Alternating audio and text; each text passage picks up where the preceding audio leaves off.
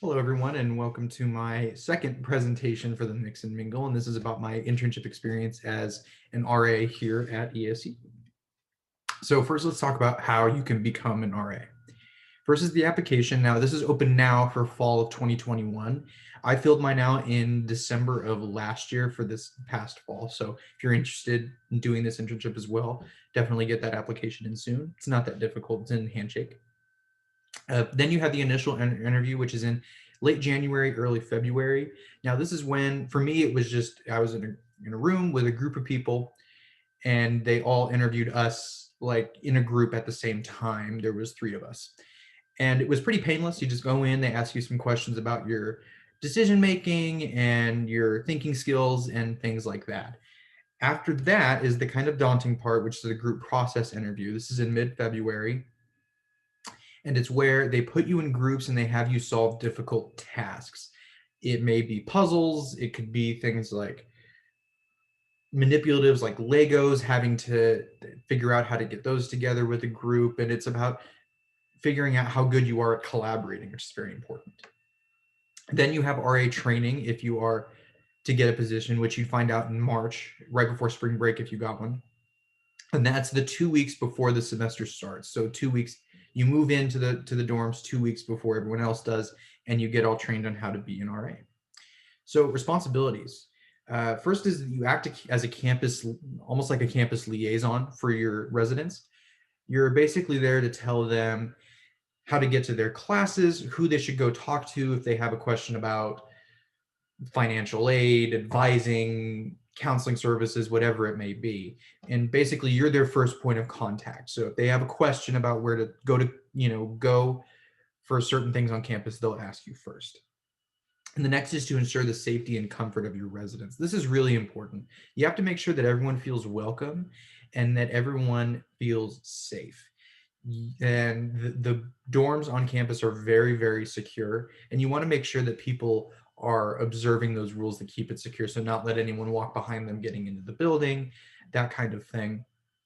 And you have to make sure everyone's comfortable, make sure that everyone's AC is working correctly, make sure no one's faucet is dripping, whatever that might be. And it can be a very difficult transition. So you want to make sure that they're comfortable. You also have to document policy violations. This is kind of the crummy part of the job. There are rules that residents have to abide by, including resident assistance. And when you find violations of those policies, you have to document those in an incident report, which is something that you learn in training. You're also on duty a few times a semester. This means that you pick up the duty phone, which is just an iPhone that you keep by your bedside. And if somebody needs help in the middle of the night, whether they're locked out, they're having problems, whatever's going on, they call you and you respond to that situation. Now, when it comes to policy violations and being on duty, this semester it was a lot of COVID policing, making sure everyone has masks and stuff, because that stuff is very important to the safety aspect.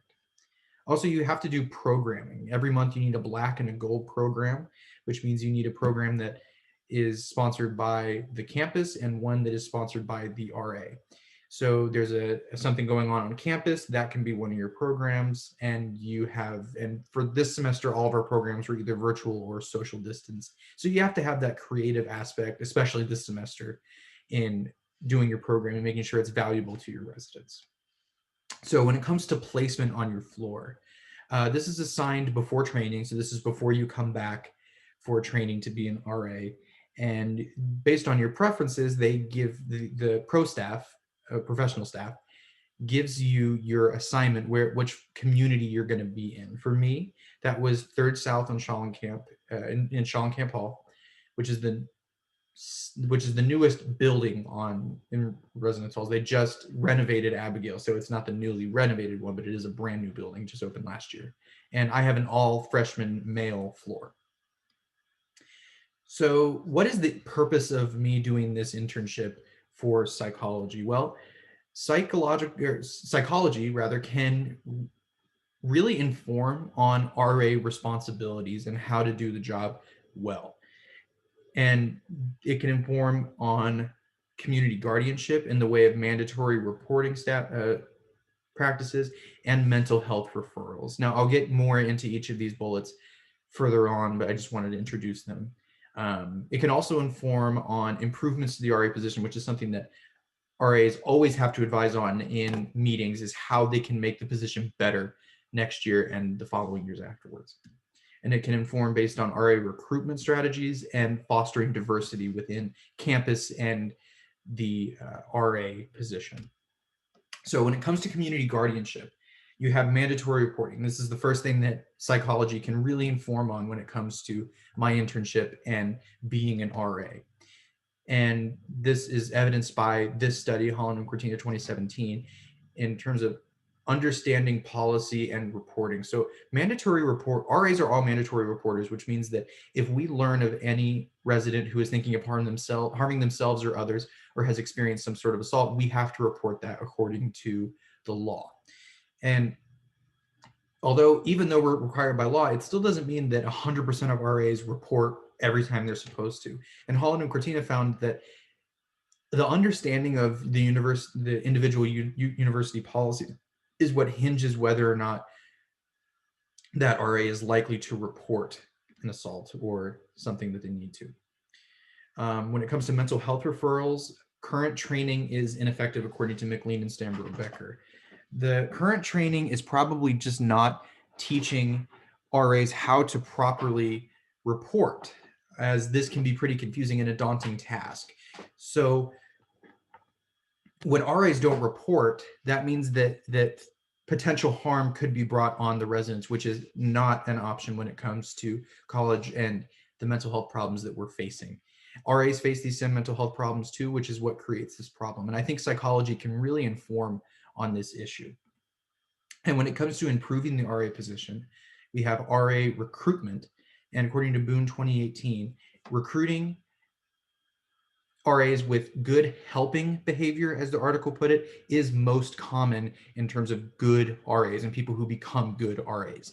And it's because you need to have almost like a mothering instinct in you, and you need to be almost like a parent sometimes to some of your residents, because they're going from, especially freshmen, going from being at home all the time to being away from home in a dorm. It's a major adjustment.